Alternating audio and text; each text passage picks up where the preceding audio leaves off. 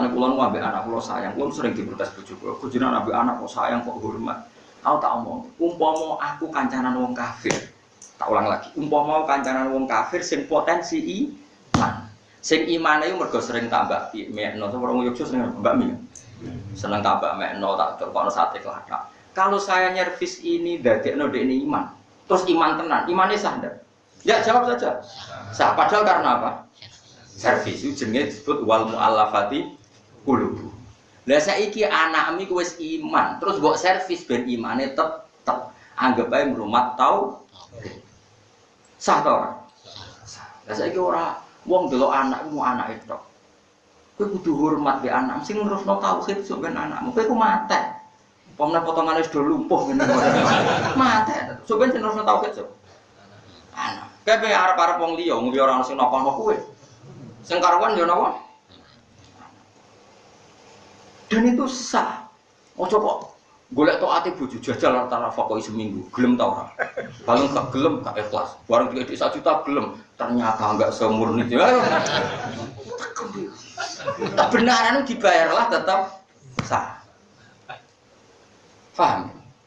Jadi kowe kan misalnya sampe wedok wae kayak dhuwit 1 juta, udarane aku ganteng. Yo ganteng, setelah sah. Bayarlah sah. Mbok mulane wong ku ngaji. Lah saiki ngene, ya tadi Nabi ngelola dakwah iku kaya ngelola wong sing sapine berot. Gelem balik nak dikai pakanan.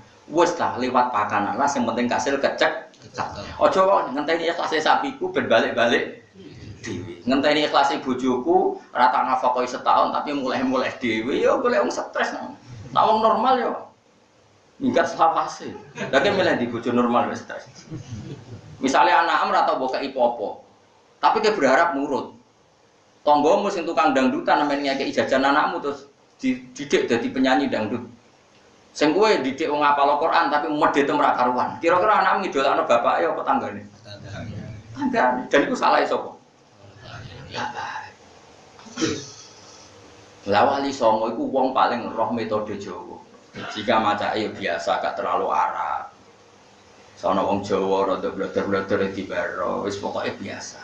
Ora kabeh wong kok coban, iki biasa. Margo lebih ngerti kondisine. Iku ya sah. Sementing kasil Wes kalimat syahadat darane kalimat sodo sah. Syahadaten darane sekaten yo sah. Al-Fatihah yo sah. Kalau orang busuk cangkeme elek. Sah. Walat dolin yo sah. Lah engko nek wis anake mondok walat do kurang kenceng walat do wis. Ngono lah pokoke sing pertama bapake walat dolin sah no. Karena tadi kita ini yang dakwah yang tahu kondisi Jawa itu yang tahu kita. Wa ma arsalna mir rasulin illa bilisani apa? Kaum. Makanya tadi. Lah sekarang enggak orang Indonesia itu mau metodologi dakwah apa ngakses koyo wong Ikhwanul Muslimin. Meniru metode organisasi internasional. Niru ning Pasir, niru ning Palestina. Mereka kondisinya beda, wataknya beda. Kita iso ngene iki, mangane menduwan pada mangan daging. Paham?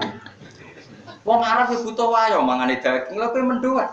Bojo sitoke seminggu ra mesti mbok kumpuli, mangane napa? Menduwan. Menduwane ora rutin. Kadang kerupuk. Mangane ra wae yo tenang ae, pakanan nang apa? Kerupuk. Iso kudangan apa? Wah, mulane ya terus do lemes ngene jadinya Pak. Anggap aja mulikan. Nah, penyanyi ra iso nyanyi. Malah ono suarane elek. Saya lek ra paham. Elek lah nak paham. Utawa apik ra paham lah. Milih ndi? Apik paham. Pengenan buahmu tapi pokoknya. Kok milih sak menange apa? Ana kiai, takoki kiai. Kiai kula dongakno bojo kula wayu nriman nak sampe saya. Jadi kiai kowe nak pangeran mbahmu tapi aku sing kiai ra sampe.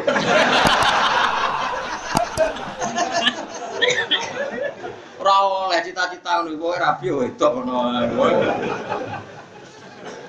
Mau aneh-aneh jenenge nglamak njaluk donya apa? Ideal. Ora ono. Wis biasa wae. Kok mboten ate itu ngojo. Kulon mboten kepikiran dibojo piye ora kepikiran. Soal pangeran ngekeki spesial iku mergo pangeran sayang kula. Sampeyan mari ora pati. Masalah pakaian. Ini ki teng nomor 372. Ini malam pinten 19 ya mulut iki. Kan Selasa iku 12 ya. Pira malam 19 itu. Hitung nggih Pak. Selasa, Rabu, Kamis, Jumat, Sabtu, Senin. Malam pira? 19. Karena Rasulullah sallallahu alaihi wasallam yalbasu minasiyab ma wajada. Nabi itu kalau berpakaian itu seketemunya min izarin aw ridain aw qamisin aw jubbatin aw ghairi dzalik. Jadi Nabi ya enggak selalu pakai jubah, ya enggak selalu pakai gamis, sekenanya. Yang penting nutupi aurat. Napa? Sekenanya. Wa kana yujibu thiyabul khadir. Cuma Nabi lebih sering menyenangkan itu pakai baju yang bernuansa warna apa? Hijau. Tapi wakana aktsaru siyabihi al-bayad. Cuma Nabi paling banyak pakaiannya adalah putih. Ya makanya kula niku wis ra jobahan, wiling-wilingan sunah Nabi saya itu sering pakai baju putih. Karena wis ora jobahan, nggo sunah Rasul wis wiling-wilingan apa? Putih. Tapi kowe nganggo ireng ya oleh, batik ya oleh. Kan nasional, no? Ya Islam Nusantara lah. Gambarnya Sincan Allah penting nutupi apa orang. Nabi juga pernah pakai baju hitam. Jadi makanya ojo sidik-sidik ngaram kula waca. Nabi pernah punya jubah hitam, jubah. Faqarat, nah ini walaqad kana lahu kisaun aswadu. Makanya saya ini sering pakai baju putih, tapi seneng santri saya ini ono sing ijo, ono sing ireng, ono sing batik, wiling-wilingan nang ini ki sah. Makanya saya tidak fanatik, kan banyak juga kiai terutama biasanya wong toreko. Acara ya putih. Semua itu bagus, wiling-wilingan anak putih itu sunnah Rasul. Yang kayak saya ini ya bagus, wiling-wilingan secara ilmu semuanya sah. Jadi wis wong alim tenan, paham ya, alim tenan. Karena sah ya sah. Maka Nabi wa kana lahu kisaun aswadun. Nabi juga punya jubah apa? Aswad. Aswad artinya apa? Hitam. Fa wahaba faqarat lahu Ummu Salamah, lha iki sing kowe ra iso nglakoni. Bi abi anta wa ummi ya Rasul, ma fa'ala dzalikal kisaul aswad. Faqal kasautuhu ma ra'aitu qol kana ahsan min bayadi ka ala sawadi sing kowe ra iso nglakoni. Jadi Nabi itu kan putih sekali, putih ganteng resik. Terus nganggo jubah wireng, berarti kowe tok tegas. Iya kan supaya putih itu tegas kan kalau ada seret hitam. Jadi Nabi nganggo hitam tambah ketok ganteng. Makanya Ummi Salamah, jare Ummi Salamah kula niku seneng nak jenengan pas waya gilir kula jenengan nganggo jubah hitam karena ma ahsana bayadoka ala sawadi, putih kulit jenengan tambah indah karena berpakaian hitam. Nah sampean kan gak kulit ireng. Jadi dia yo koyo cemani ngono Pak. Ireng kabeh maksudnya. Paham ya? Jadi iku ya tapi ireng sah ya, jelas ya. Nabi juga punya baju hitam. Jadi keliru kalau ada orang cerita Nabi selalu pakai putih. Seringnya makanya hebatnya ulama itu fair, kata Imam Ghazali seringnya itu putih, tapi juga pernah jelas ya cuma macam-macam.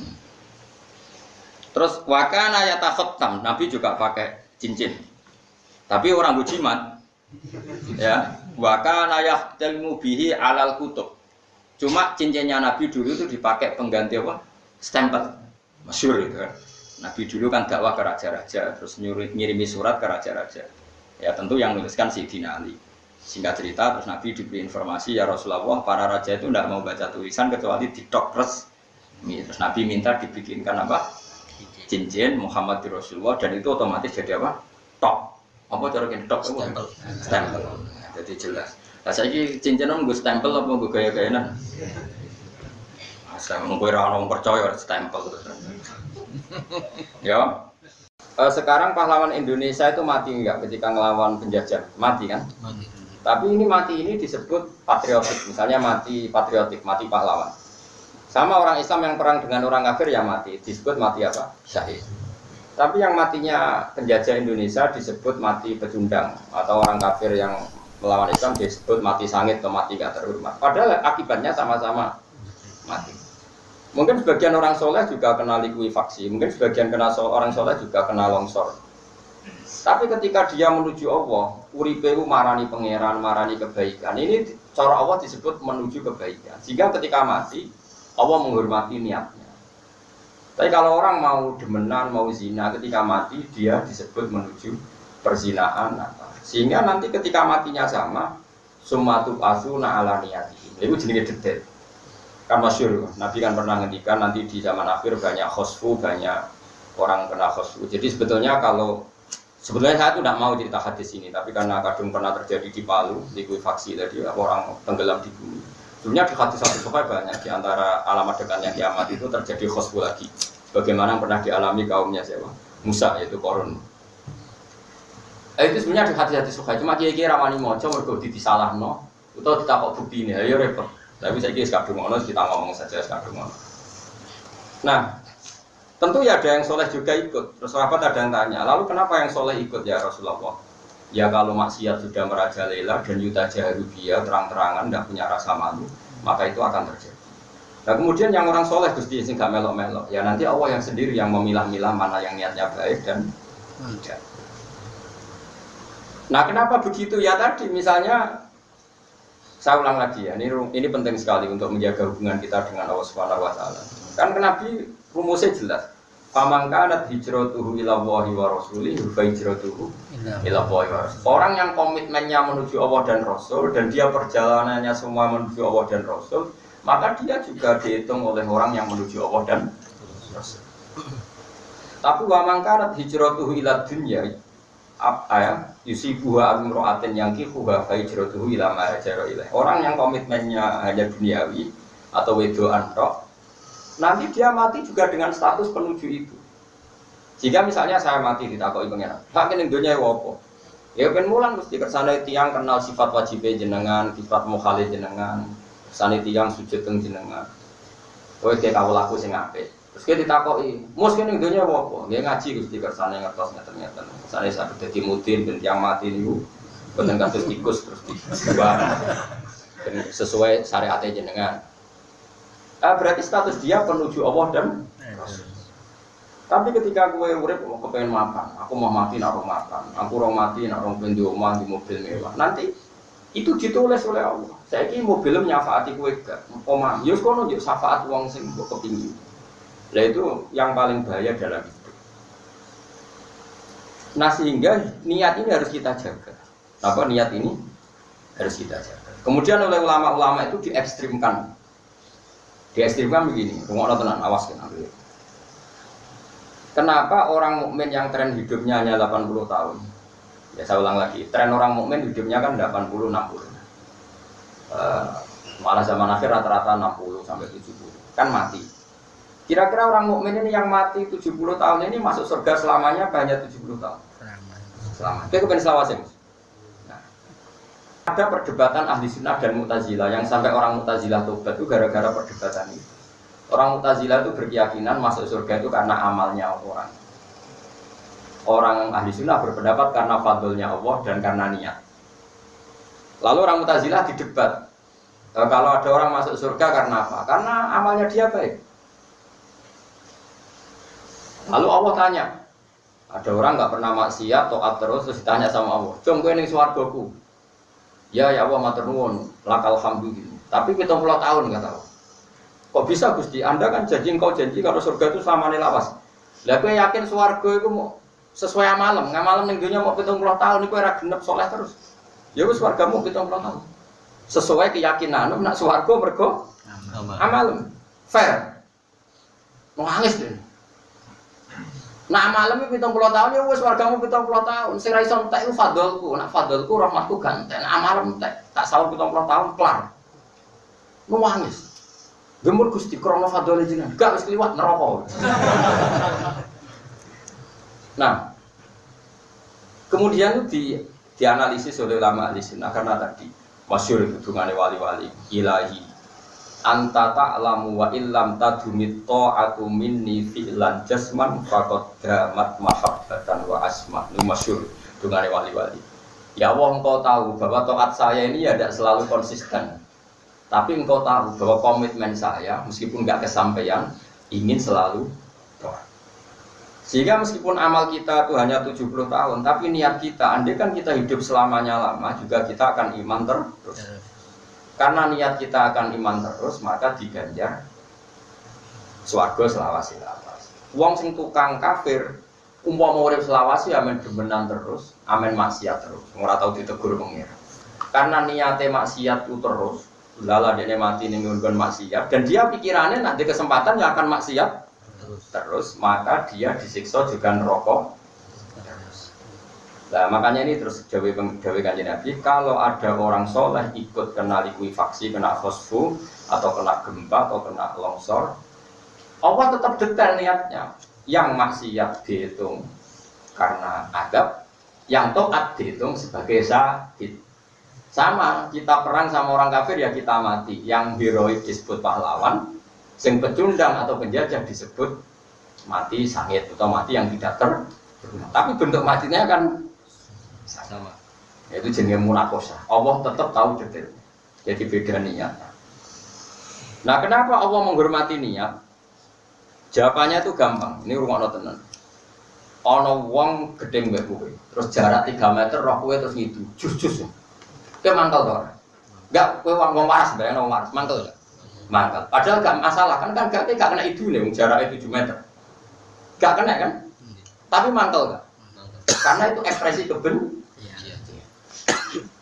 Sebab itu ketika ono sahabat pamit ape mateni kodhok itu Nabi gak larang. Ojo dong, kodhok itu coba pateni.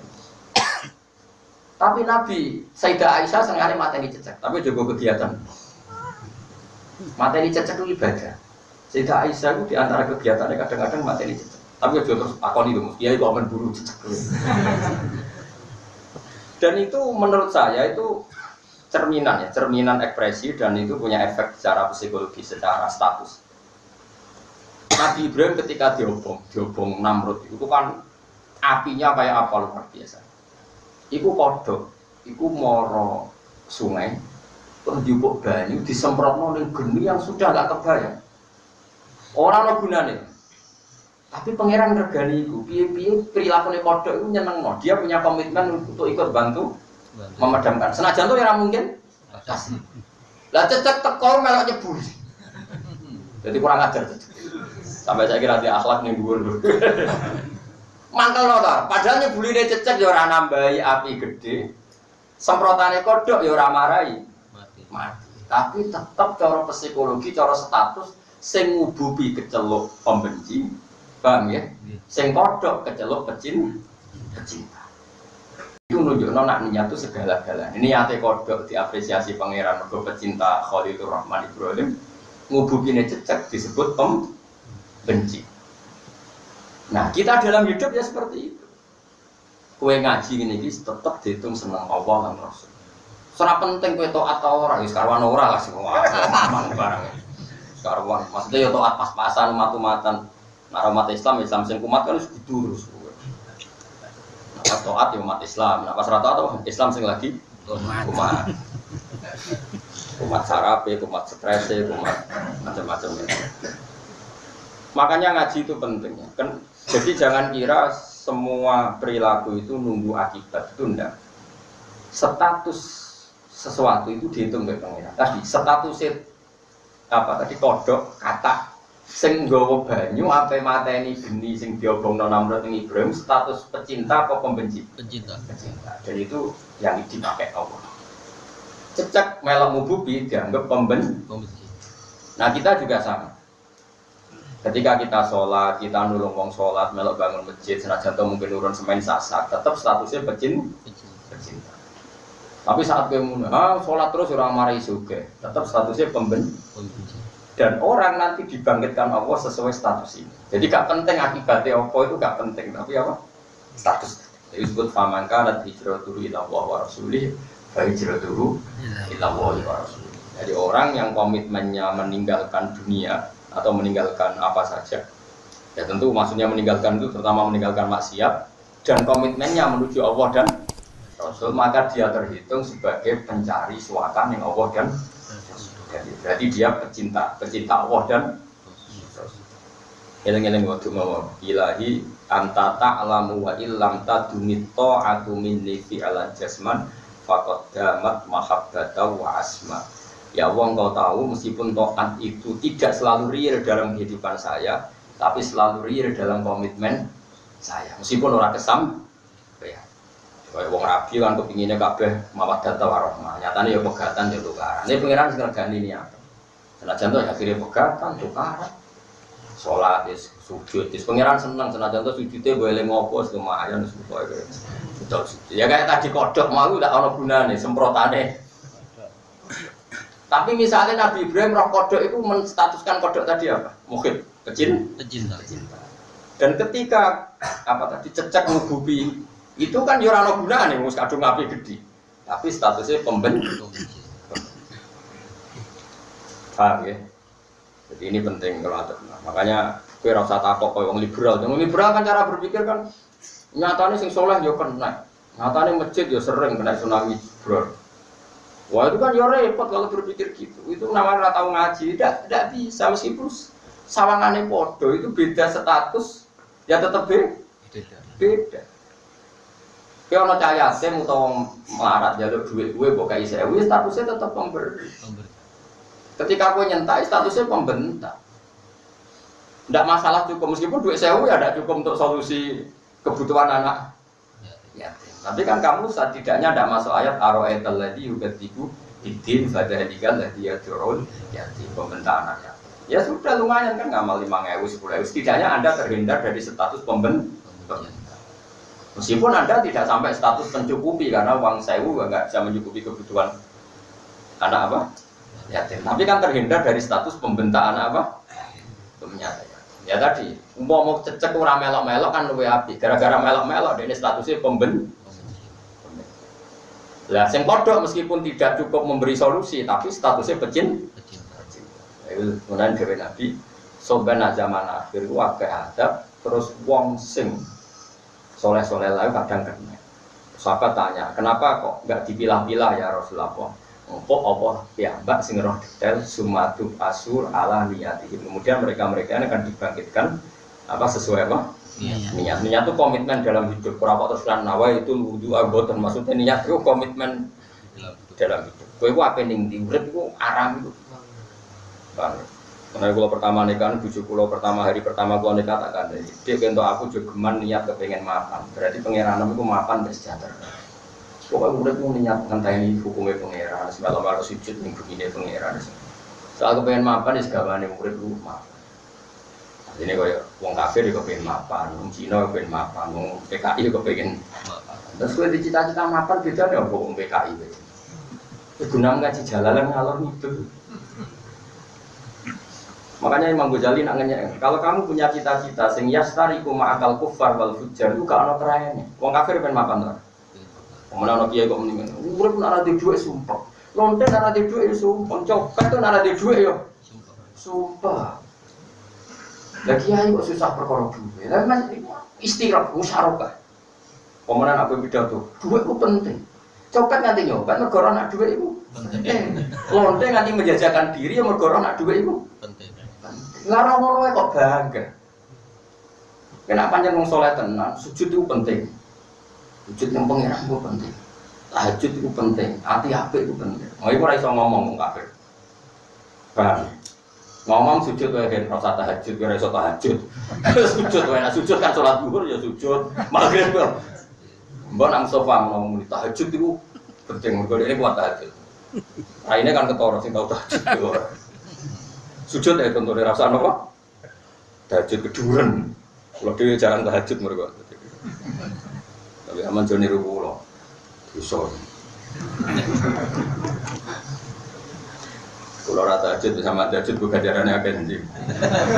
Nah, sing mari duka tahajud aku tetap tok saham. Tetap tok royalti, no?